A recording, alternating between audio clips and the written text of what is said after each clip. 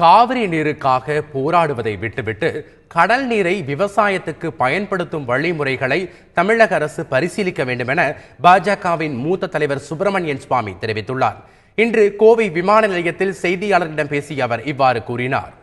காவேரி தண்ணி வேணுமா இல்லை தண்ணி வேணுமா? தண்ணி தானே வேணும். கடல்லேருந்து உப்பு நீக்கி தண்ணி உருவாக்குங்களே. அது இஸ்ரேலில், சவுதி அரேபியாவில், துபாயில், அபுதாபியில் எல்லோரும் அந்த இடத்துல வாழ்க்கை ஆறே கிடையாது.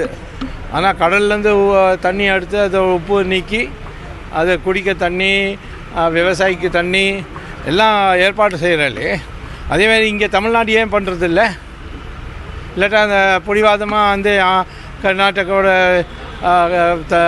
காவேரி தண்ணி தான் வேணும்னு சொல்கிறாளா? அதான் மக்கள் வந்து அரசாங்கம் சொல்லணும். இத்தனை வருஷமாக இந்த பிரச்சனை வந்துட்டே இருக்குது. அதுக்காக இந்த தகராறு போடுறதுக்கு இடத்துல வந்து கடல்லேருந்து தண்ணி எடுத்து